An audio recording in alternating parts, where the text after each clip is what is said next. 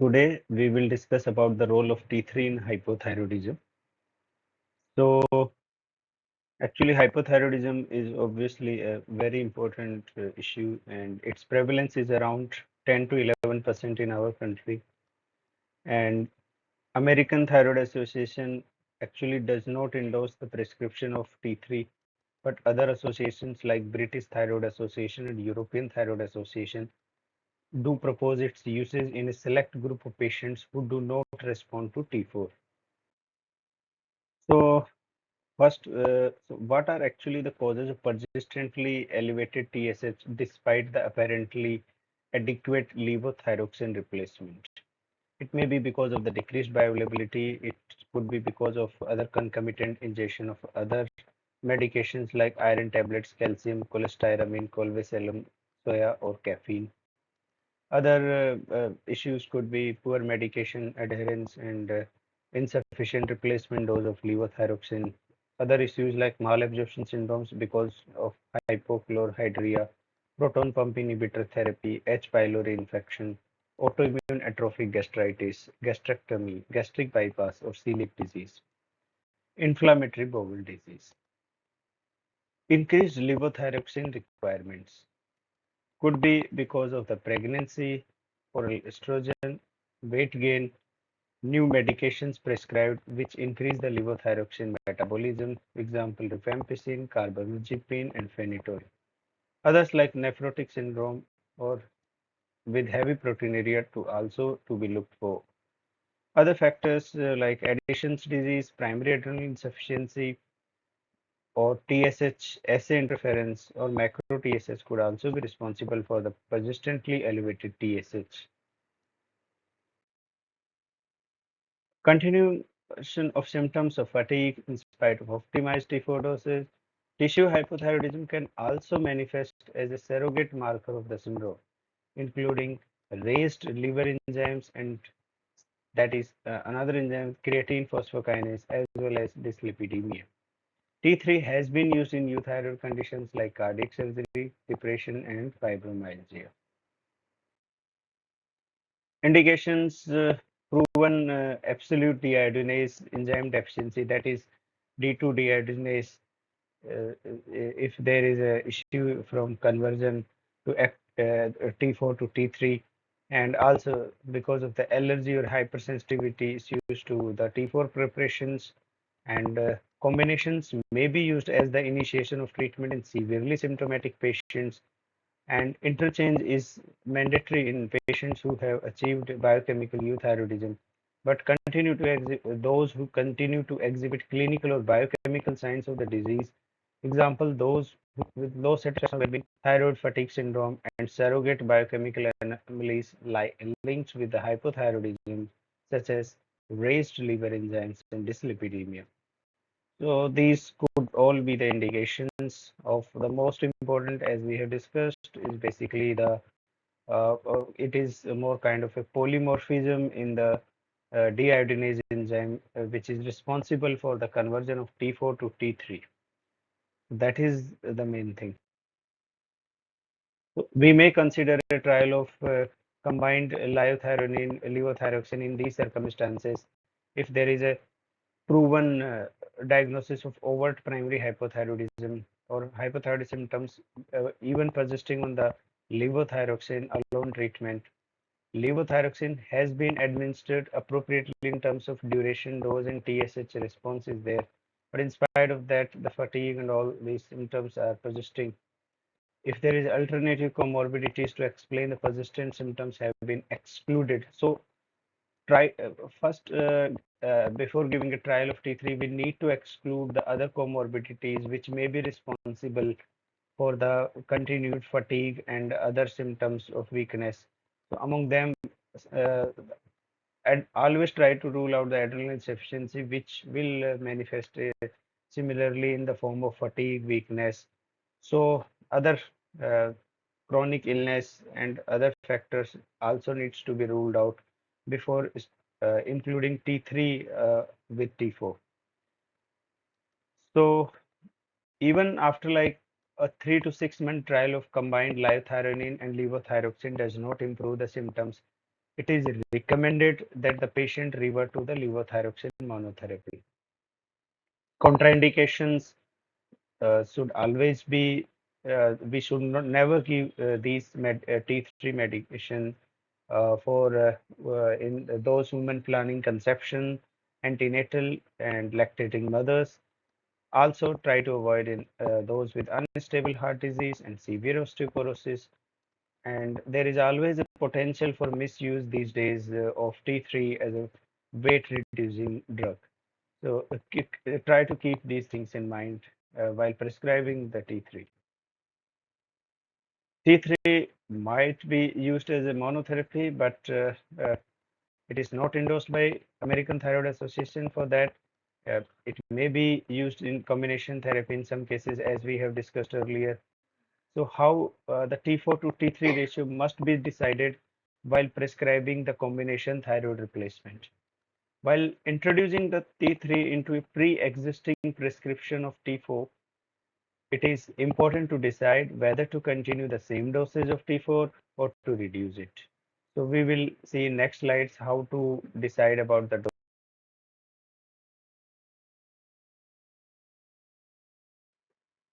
T3 may be required in a twice daily dose in some persons, and titration of the dose to be done every 6 to 12 weekly intervals. The trigger for titration will depend on upon the indication for starting the T3 therapy and if symptoms were the reason for T3 initiation. So this to also to be inquired along with, and if biochemical reports were the reason, these must be reviewed. And if somebody is have achieved the euthyroidism to facilitate an elective surgery, then the need for continued T3 intake after that uh, surgery is done needs to be re-evaluated. So in those patients whom we want to start the T3, always do a detailed clinical evaluation prior to starting the combination therapy. And always try to approach the refractory hypothyroidism in six-dimensional approach to rule out all possible causes for refractory hypothyroidism prior to starting the combination therapy. And those persons who respond to T3 therapy may continue their treatment indefinitely. So, what is the evidence and experience behind that? Multiple studies have been done on the efficacy of T3 as opposed to T4. So, the results are equivocal, and if there is no added benefit of using T3 at a population level, there is no added disadvantage as well. Special care should be taken in women of childbearing age who are not on contraception, the elderly, and those at risk of or with established cardiovascular disease and osteoporosis. So misuse of the drug for in, inappropriate indications such as obesity, heart blocks, or depressive symptoms to be done. What are the contraindications and caveats and concerns for T4 therapy? As we have already discussed that in these issues, it should not be used, that is pregnancy, lactation, unstable coronary artery disease, pericardial effusion, arrhythmia, severe osteoporosis, potential for abuse for weight loss, sick thyroid syndrome, low T3 with or without other abnormalities.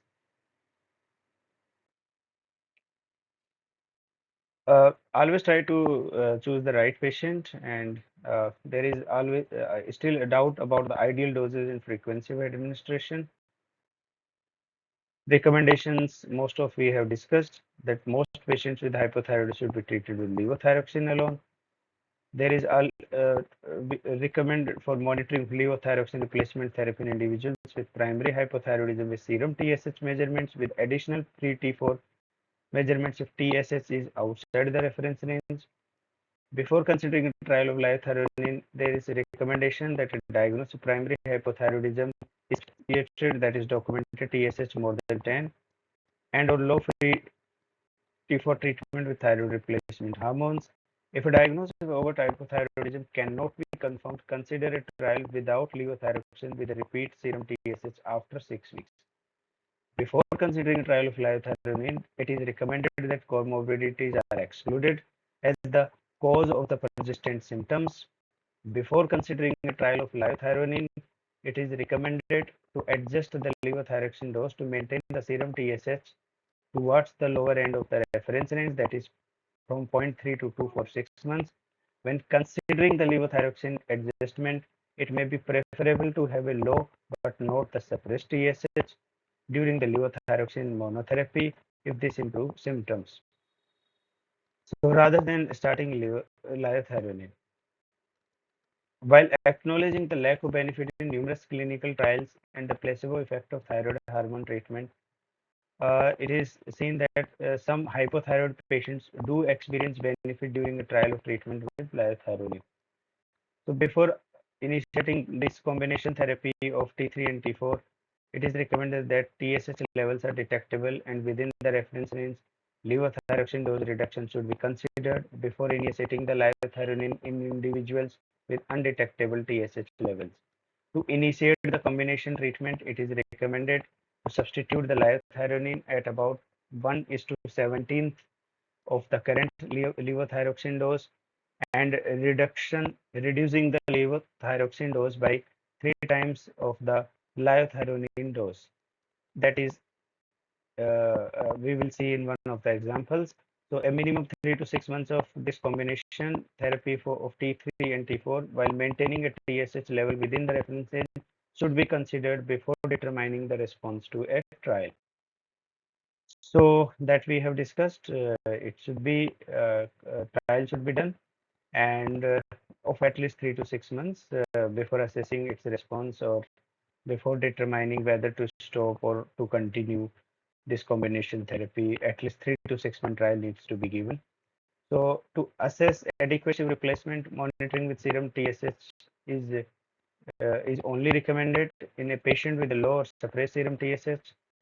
Free T3 or free T4 should be measured to avoid the over replacement. Interpretation measured serum free T4 should be made in the context of doses, timing, and frequency of liothyronine therapy.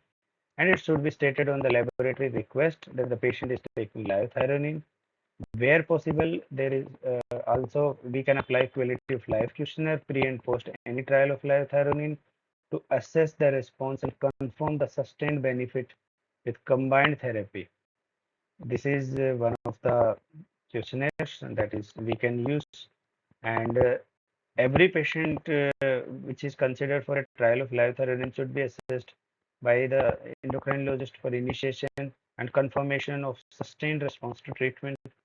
However, there is our local criteria for referral facilities can also be taken in consideration.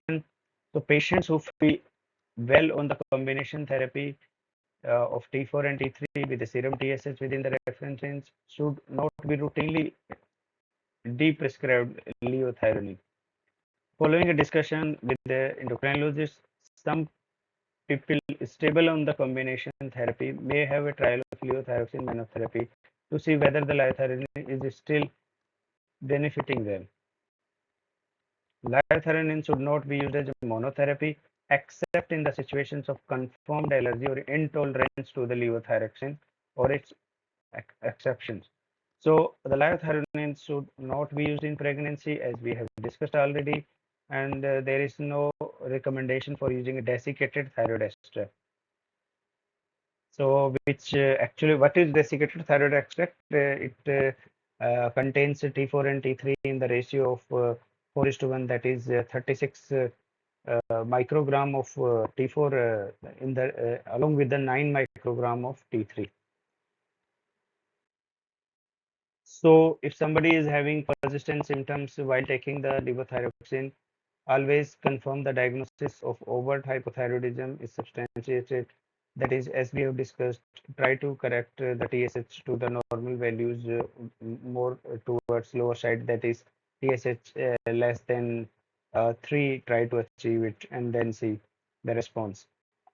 So always, yeah, 0.3 to 0.2 can be done and then look for the symptom improvement at least for 6 months.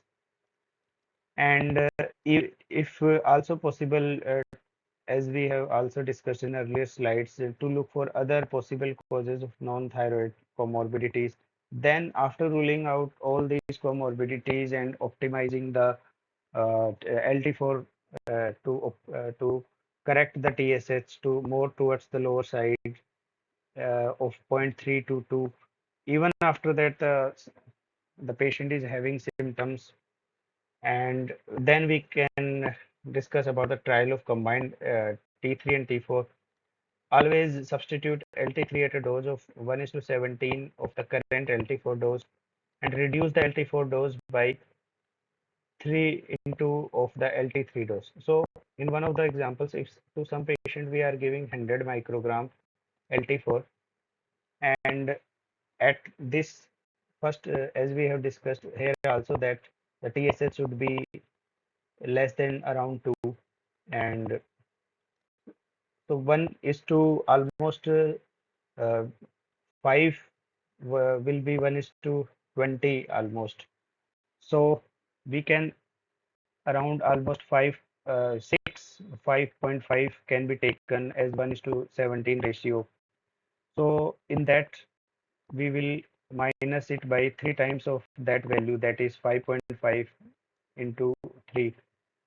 So it will come around 85 actually.